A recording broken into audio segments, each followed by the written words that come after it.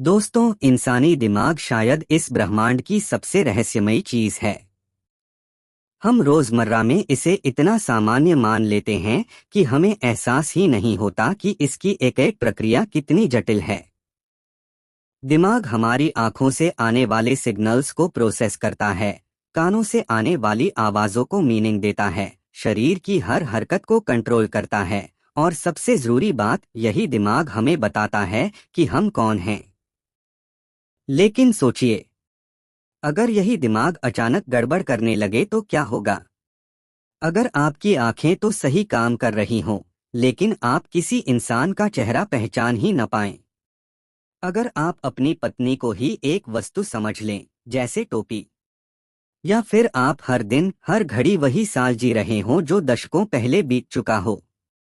ये बातें सुनकर लग सकता है कि ये किसी साइंस फिक्शन फिल्म की कहानी है, लेकिन ये सब हकीकत है। ओलिवर सैक्स, जो एक मशहूर न्यूरोलॉजिस्ट थे, ने अपने मरीजों की असली कहानियों को किताब में दर्ज किया। इस किताब का नाम है the man who mistook his wife for a hat. इस किताब में हमें 20 से ज्यादा ऐसे केस मिलते हैं जिनमें दिमाग की अजीब बीमारियों ने इंसानों की जिंदगी पूरी तरह बदल दी। कुछ केस दुखद हैं, कुछ बेहद अजीब, और कुछ तो प्रेरणादायक भी।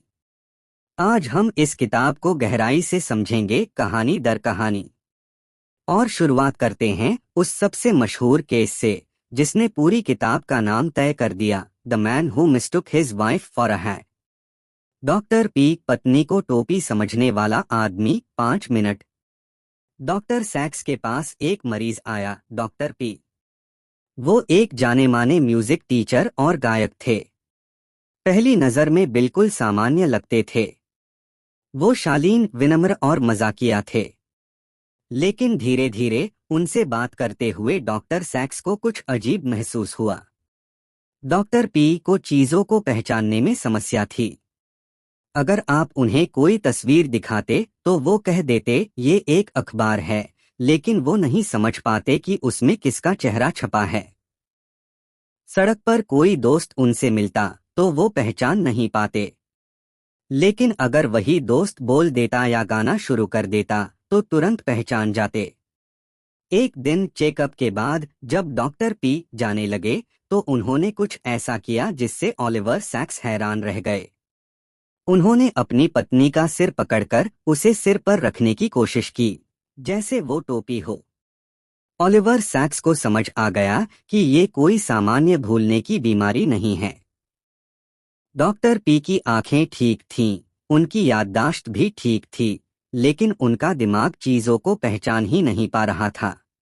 इस बीमारी को कहते हैं विजुअल एग्नोसिया, यानी आंखें सब कुछ देखती हैं, लेकिन दिमाग व्हाट इज दिस वाला सवाल सही से प्रोसेस नहीं करता। डॉक्टर पी दुनिया को ऐसे देख रहे थे जैसे कोई पजल हो, शेप्स, कलर्स और डिटेल्स तो दिखते थे, लेकिन उनका मतलब समझ में नहीं आता था। लेकिन सबसे रोचक बात ये थी कि संगीत में वो पूरी तरह सामान्य थे। वो गाने पहचान सकते थे, धुन पकड़ सकते थे, और अपने स्टूडेंट्स को बहुत अच्छे से सिखा सकते थे। ये केस हमें ये सिखाता है कि दिमाग के अलग अलग हिस्से अलग अलग फंक्शंस संभालते हैं। अगर एक हिस्सा खराब हो जाए तो दूसरा हिस्सा फिर भी ठीक से काम कर सकता है।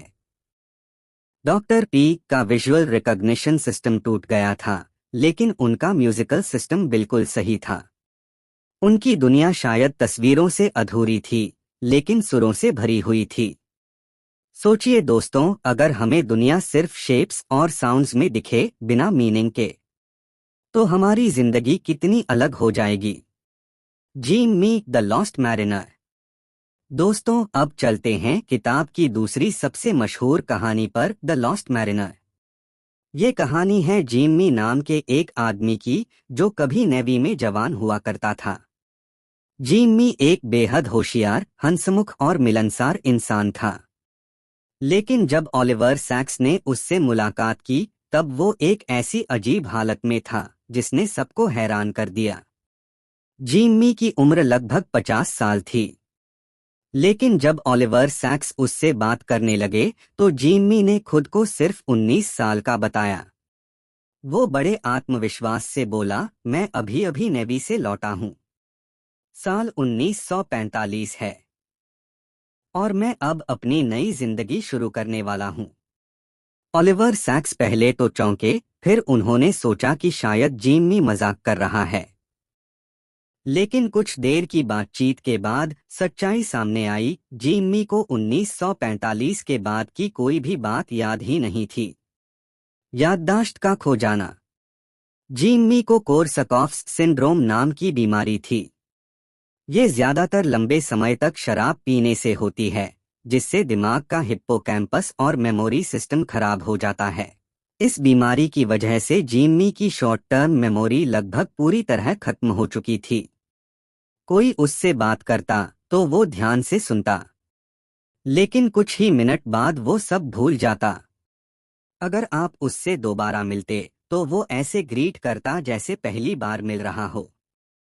सोचिए जरा, हर 5-10 मिनट बाद आपकी यादें मिट जाएं और आप फिर से नई शुरुआत करें। जिम्मी की दुनिया। जिम्मी की जिंदगी 1945 पर अटकी हुई थी। उसके लिए दुनिया वहीं रुकी हुई थी। वो हर बार सोचता कि वो जवान है, हाल ही में नेवी से लौटा है और आगे का जीवन उसका इंतजार कर रहा है। लेकिन हकीकत ये थी कि वो 50 साल से ऊपर का बुजुर्ग था। उसके बाल सफेद हो चुके थे। जब ओलिवर सैक्स ने उसे आईना दिखाया तो जिम्मी घबरा गया। उसने कहा, ये कौन बूढ़ा आदमी है? ये मैं कैसे हो सकता हूँ? मैं तो जवान हूँ। उसकी दुनिया और हकीकत के बीच का ये अंतर बेहद दर्दनाक था। एक पल की सच्चाई। ओलिवर सैक्स ने कोशिश की कि जिम्मी को एक्टिविटीज में एंगेज किया जाए। जब जिम्मी चर्च में जाता और प्रार्थना करता तो अचानक उसमें गहरी भावनाएं और आत्मा झलकने लगती। वो भजन गाता और उसमें पूरी तरह डूब जाता। उस पल में जिम्मी भूल जाता कि उसकी याददाश्त टूटी हुई है। वो प्रेजेंट मोमेंट में पूरी तरह जीता था। ओलिवर सैक्स ने लिखा, Jimmie may have lost his memory but he had not lost his soul. यानी जिम्मी ने भले ही अपनी यादें खो दी थीं, लेकिन उसकी आत्मा, उसकी इंसानियत अब भी जिंदा थी। Neuroscience angle. यहाँ हमें दिमाग के बारे में एक गहरी समझ मिलती है। याददाश्त का बड़ा हिस्सा हिप्पोकैम्पस पर निर्भर करता है। अगर वो डैमेज हो जाए तो नई यादें बन ही नहीं पाती। लेकिन दिमाग के कुछ हिस्से जैसे भावनाएं, संगीत का असर और आत्मिक अनुभव अलग सर्किट्स से जुड़े होते हैं। इसलिए जिम्मी भले ही बातचीत भूल जाता था, लेकिन संगीत और प्रार्थना में उसे कंप्लीटनेस मिलती थी। सीख। जिम्मी की कहानी हमें ये सिखाती है कि इंसान सिर्फ यादों का बक्सा नहीं है। हमारी असली पहचान सिर्फ अतीत की यादों में नहीं, बल्कि हमारी आत्मा और उस पल की भावनाओं में भी छिपी होती है। जिम्मी भले ही खो गया था, लेकिन उसके अंदर। दोस्तों, ये थी जिम्मी द लॉस्ट मैरिनर की कहानी। किताब के सबसे दर्दनाक और गहरी सोच देने वाले केस में से एक। हम किताब की एक और बेहद अनोखी और चौंकाने वाली कहानी पर बात करेंगे, क्रिस्टीना द डिसेम्बोडाइड लेडी, वो महिला जो अपने ही शरीर से कट गई थी।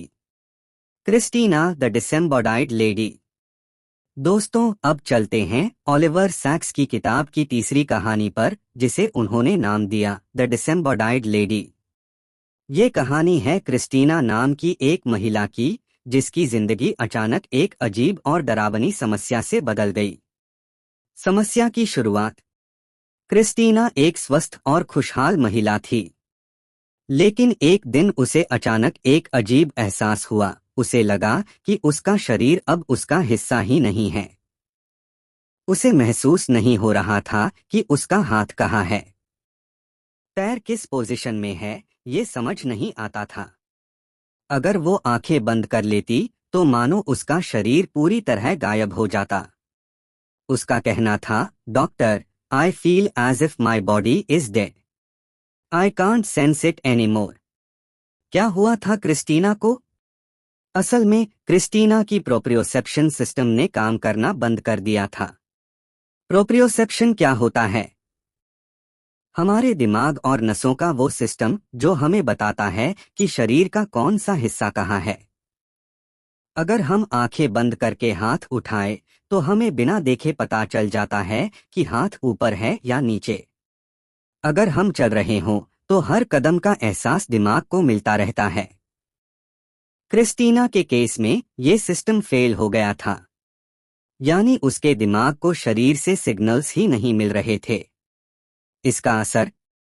अब सोचिए, जब आपके दिमाग को ये फीडबैक ही न मिले कि शरीर कहाँ है, तो क्या होगा? क्रिस्टीना चलने की कोशिश करती, लेकिन पैर कहाँ रख रही है, ये उसे तब तक पता नहीं चलता जब तक वो गिर न जाए। अगर वो खाना खाती, तो चम्मच मुंह तक लाना उसके लिए बेहद मुश्किल था। उसके हाथ पे उसके अपने नहीं लगते थे, जैसे वो बाहर से किसी मशीन को चला रही हो। ओलिवर सैक्स लिखते हैं कि क्रिस्टीना की हालत ऐसी थी जैसे उसका शरीर डिसेम्बर्डाइड हो गया हो, यानी आत्मा से कटा हुआ। एडैप्टेशन, उसने कैसे सीखा जीना। लेकिन इंसान का दिमाग गजब का है। क्रिस्टीना ने धीरे धीरे अपने नए हालात के हिसाब से खुद को ढालना शुरू किया। अब वो अपने शरीर को आंखों से कंट्रोल करने लगी। चलने के लिए उसे हर वक्त अपने पैरों को देखना पड़ता। खाने पीने के लिए उसे आईने का सहारा लेना पड़ता। जब भी वो ध्यान हटाती, उसका शरीर बेकाबू हो जाता। ये बेहद थका देने वाला था, लेकिन यही उसकी जिंदगी का एकमात्र तरीका बन गया। Neuroscience angle. क्रिस्टीना का केस हमें बताता है कि हमारा दिमाग सिर्फ 5 इंद्रियों देखना, सुनना, सूंघना, स्वाद और स्पर्श पर ही नहीं चलता। एक छठी इंद्री भी है, प्रोप्रियोसेप्शन। यही हमें एहसास कराती है कि हमारा हाथ कहाँ है, हमारी उंगली किस दिशा में है, हमारी गर्दन किस एंगल पर है। बिना इसके हम अपने शरीर को महसूस ही नहीं कर सकते। क्रिस्टीना का मामला ये भी दिखाता है कि जब दिमाग का एक सिस्टम फेल हो जाता है, तो इंसान दूसरा रास्ता खोज लेता है। वो अपने शरीर को आंखों से देखने पर निर्भर हो गई। सीख। क्रिस्टीना की कहानी हमें 2 बातें सिखाती है। हम अक्सर अपने शरीर को महसूस करने की क्षमता को ग्रांटेड ले लेते हैं। हमें लगता है कि हाथ पैर का एहसास होना तो सामान्य है, लेकिन असल में ये दिमाग और नसों का कमाल है। इंसान की अडैप्टेबिलिटी अद्भुत है। चाहे कितनी भी मुश्किल क्यों न हो, इंसान किसी न किसी तरह जीने का तरीका खोज ही लेता है। ओलिवर सैक्स ने लिखा, Christina lost her body but not her will to live. यानी उसका शरीर उससे छूट गया था, लेकिन जीने की इच्छा अब भी बरकरार थी। दोस्तों, ये थी क्रिस्टीना द डिसेम्बर्डाइड लेडी की कहानी। एक ऐसी महिला जिसने हमें दिखाया कि दिमाग कितना रहस्यमयी है और इंसान कितनी मुश्किल परिस्थितियों में भी जीना सीख सकता है। The man who fail out of bed. दोस्तों, अब बात करते हैं ओलिवर सैक्स की किताब के एक और अजीब और चौंकाने वाले केस की, the man who fail out of bed. यह कहानी है एक ऐसे आदमी की जिसे अचानक लगा कि उसका पैर उसका नहीं है। जब वो बिस्तर में लेटा हुआ था, उसने अपने बाएं पैर को देखा और चिल्लाया, ये पैर किसी और का है। वो डर के मारे बिस्तर से नीचे गिर गया। असल में उसके दिमाग का वो हिस्सा जो शरीर के हिस्सों की पहचान करता है, डैमेज हो गया था। इस स्थिति को कहते हैं सोमैटोपैराफ्रेनिया। यानी इंसान अपने शरीर के किसी हिस्से को अपने आप को नहीं मान पाता। ओलिवर सैक्स लिखते हैं कि इस आदमी के लिए असली डर ये नहीं था कि वो गिर जाएगा, बल्कि ये था कि उसका शरीर उसे पहचान ही नहीं रहा। और बॉडी आइडेंटिटी वाले केस। ओलिवर सैक्स ने और भी मरीजों का जिक्र किया है जिनके शरीर और दिमाग के बीच तालमेल टूट गया था। एक पुरुष और उसका हाथ। एक पुरुष को लगा कि उसका हाथ किसी और का है। वो हाथ को छूना या मूव करना ही नहीं चाहता था। अगर हाथ ने कुछ किया, तो उसे लगता कि किसी और का हाथ मेरे नियंत्रण से बाहर है। इससे ये समझ आता है कि शरीर की पहचान सिर्फ आंखों या स्पर्श पर नहीं होती, बल्कि दिमाग के एक स्पेसिफिक नेटवर्क पर भी निर्भर करती है। 2 महिला और अपने पैर। एक महिला को अपने पैरों का ओरिएंटेशन समझने में दिक्कत थी।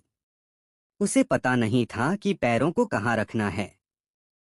चलना उसके लिए बड़ा संघर्ष बन गया। उसने सीखा कि सिर्फ देखने से अपने पैरों को कंट्रोल किया जा सकता है।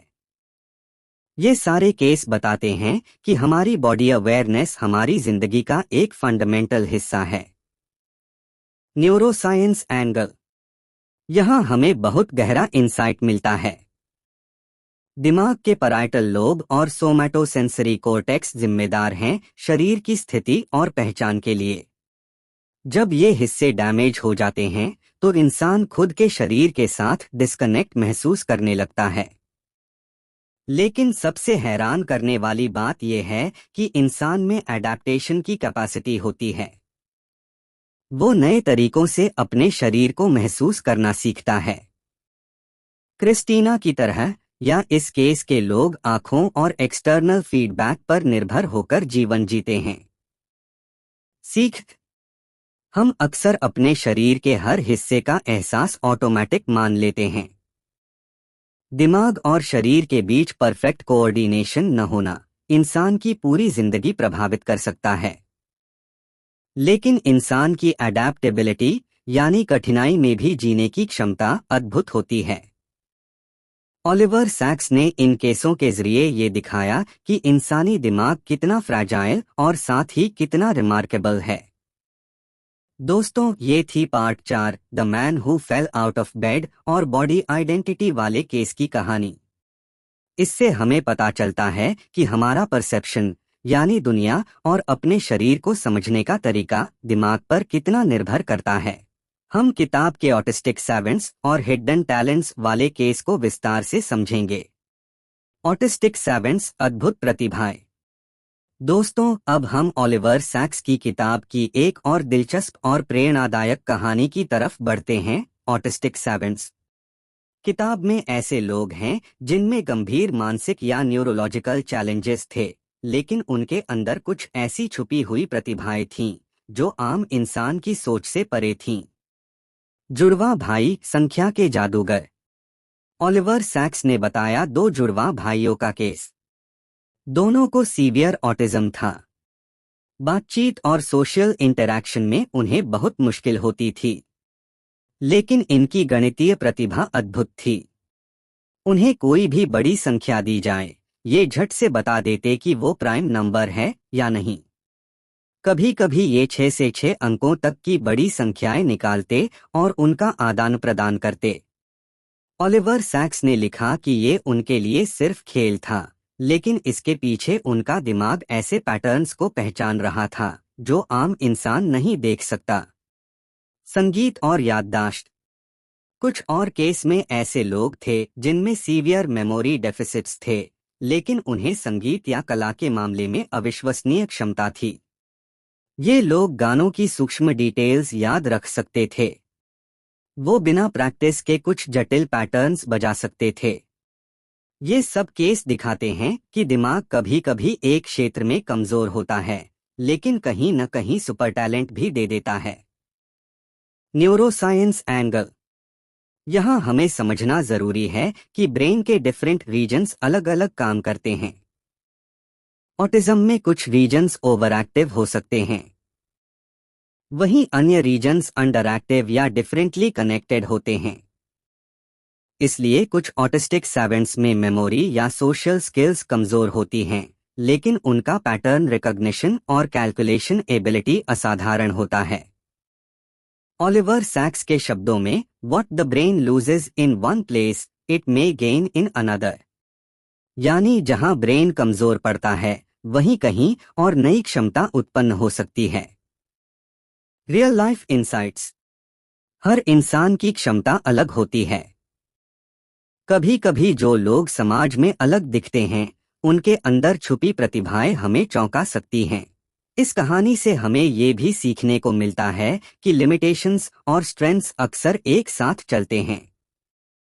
ओलिवर सैक्स हमें यही दिखाना चाहते हैं कि न्यूरोलॉजिकल डिफरेंसेस सिर्फ कमजोरी नहीं हैं, ये अनोखी ताकत का भी स्रोत हो सकते हैं।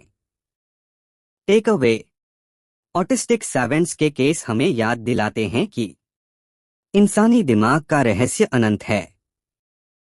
हर इंसान के अंदर कुछ न कुछ अद्भुत क्षमता जरूर होती है, और हमें लोगों की अलग सोच या कमजोरी को कम नहीं आंकना चाहिए, बल्कि उसकी ताकत को पहचानना चाहिए। दोस्तों, ये थी पार्ट 5 ऑटिस्टिक सेवेंट्स और हिडन टैलेंट्स की कहानी। ये हिस्सा हमें दिमाग की अनोखी प्रतिभा और इंसान की अनंत संभावनाओं की झलक दिखाता है। ऑटिस्टिक सेवेंट्स, अद्भुत और असाधारण प्रतिभाएं। दोस्तों, अब हम ओलिवर सैक्स की किताब की एक और बेहद दिलचस्प कहानी की तरफ बढ़ते हैं, ऑटिस्टिक सेवेंट्स। ये कहानी हमें दिखाती है कि इंसान का दिमाग कभी कभी एक दिशा में कमजोर हो सकता है, लेकिन दूसरी दिशा में अद्भुत क्षमताएं दे सकता है। जुड़वा भाई, संख्या के जादूगर।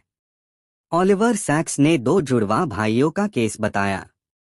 दोनों को सीवियर ऑटिज्म था, यानी सोशल इंटरैक्शन और कम्युनिकेशन में उन्हें कठिनाइयां थीं। लेकिन ये दोनों भाई किसी भी बड़ी संख्या को पहचानने और प्राइम नंबर्स निकालने में माहिर थे।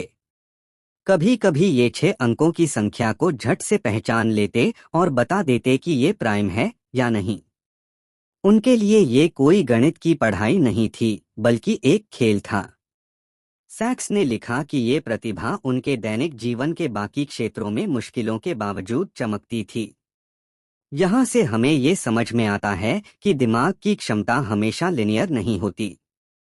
संगीत और कला में प्रतिभा। कुछ अन्य केस में सैक्स ने ऐसे मरीजों का जिक्र किया जिनकी मेमोरी या डेली फंक्शनिंग सीमित थी, लेकिन ये लोग संगीत, कला या गणित में असाधारण थे। उदाहरण के लिए, एक मरीज ने बिना प्रैक्टिस के कोई जटिल म्यूजिकल पैटर्न बजा दिया। किसी को संख्या बताने पर ये इंस्टेंटली उसके गुणा, भाग या फैक्टर निकाल सकते थे। ये दर्शाता है कि दिमाग में कुछ रीजन्स कमजोर हो सकते हैं, लेकिन अन्य रीजन्स अद्भुत क्षमता दिखा सकते हैं। Neuroscience angle. ऑटिस्टिक सेवेंट्स के मामलों से हमें न्यूरोसाइंस में गहरी समझ मिलती है। दिमाग के डिफरेंट एरियाज अलग अलग काम करते हैं। ऑटिज्म में कुछ रीजन्स ओवर एक्टिव हो सकते हैं, जिससे पैटर्न रिकॉग्निशन, मेमोरी या कैलकुलेशन में प्रतिभा दिखाई देती है। वहीं कुछ रीजन्स अंडर एक्टिव हो सकते हैं, जिससे सोशल और कम्युनिकेशन स्किल्स कमजोर पड़ती हैं। ओलिवर सैक्स कहते हैं, What the brain loses in one place, it may gain in another। यानी जहां ब्रेन कमजोर पड़ता है, वहीं कहीं और नई शक्ति उत्पन्न हो सकती है। सीख। हर इंसान की क्षमता अलग होती है। कभी कभी जो लोग समाज में अलग दिखते हैं, उनके अंदर छुपी प्रतिभाएं हमें चौंका सकती हैं। मानसिक या न्यूरोलॉजिकल डिफरेंसेस सिर्फ कमजोरी नहीं हैं, ये कभी कभी अनोखी ताकत का भी स्रोत होते हैं। हैल्यूसिनेशंस, दिमाग की अजीब दुनिया।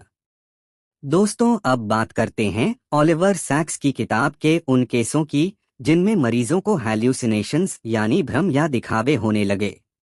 हैल्यूसिनेशंस हमेशा पागलपन का संकेत नहीं होते। कभी कभी दिमाग अपनी कमी पूरी करने के लिए एक्स्ट्रा इमेजेस और सेंसेशंस बना देता है। केस 1, रंग और पैटर्न के जादूगर। एक मरीज को अचानक चमकीले रंग और अजीब पैटर्न दिखाई देने लगे। जब वो कमरे में बैठता तो दीवारें और फर्श बदलते हुए दिखते। कभी कभी उसे जानवर या इमेजिनरी फिगर्स भी दिखाई देते।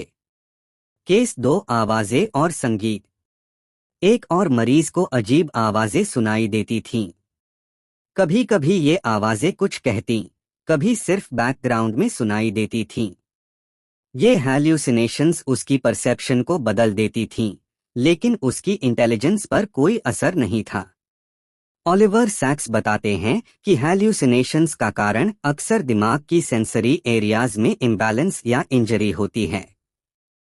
विजुअल कोर्टेक्स या ऑडिटोरी कोर्टेक्स ओवरएक्टिव हो सकता है, या दिमाग इंफॉर्मेशन पूरा करने के लिए अपने आप एक्स्ट्रा इमेजेस बना देता है। लेसन: हैल्यूसिनेशंस हमेशा नेगेटिव नहीं हैं। ये दिखाते हैं कि दिमाग कितनी फ्लेक्सिबिलिटी और क्रिएटिविटी रखता है। कभी कभी हैल्यूसिनेशंस कलाकारों और वैज्ञानिकों के इमेजिनेशन की तरह काम कर सकते हैं। किताब का असली संदेश: ओलिवर सैक्स ने सिर्फ न्यूरोलॉजिकल डिसऑर्डर्स नहीं दिखाए, बल्कि इंसानियत भी दिखाई। उन्होंने बताया कि हर मरीज के पीछे एक इंसान है, उसकी कहानी, उसका जीवन। चाहे वो किसी चीज को पहचान न पाए, याददाश्त खो बैठे या हैल्यूसिनेशंस में जी रहे हों, उनकी इंसानियत बरकरार रहती है। की टेकअवेज: दिमाग कितना फ्रैजाइल और रिमार्केबल है। एक ही दिमाग अलग अलग तरीके से काम कर सकता है। Every person is more than their disability. Limitations सिर्फ वीकनेस नहीं हैं, कभी कभी हिडन स्ट्रेंथ्स भी हैं। एडेप्टेबिलिटी ऑफ ह्यूमन माइंड: चाहे कितनी भी मुश्किल क्यों न हो, इंसान जीवन जीने का तरीका खोज ही लेता है। इंपॉर्टेंस ऑफ एम्पैथी: दूसरों को जज करने के बजाय हमें उनकी दुनिया समझने की कोशिश करनी चाहिए। कंक्लूजन: तो दोस्तों, the man who mistook his wife for a hat सिर्फ एक न्यूरोलॉजिकल केस बुक नहीं है। यह किताब हमें इंसान के दिमाग की अनंत संभावनाओं, उसके स्ट्रेंथ्स, वीकनेसेस और सबसे बड़ी बात, उसकी इंसानियत की कहानी बताती है। डॉक्टर पी ने हमें दिखाया कि परसेप्शन कैसे सी सकता है। जिम्मी ने सिखाया कि याददाश्त खो जाने के बावजूद आत्मा जिंदा रहती है। क्रिस्टीना ने बताया कि शरीर और दिमाग का तालमेल कैसे हमारी जिंदगी को प्रभावित करता है। ऑटिस्टिक सेवेंट्स ने दिखाया कि लिमिटेशंस के बीच भी अद्भुत प्रतिभाएं छुपी होती हैं। हैल्यूसिनेशन एस वाले केस ने बताया कि दिमाग कितनी फ्लेक्सिबिलिटी रखता है। ओलिवर सैक्स का अंतिम संदेश है: treat each patient as a human being, not just a disease.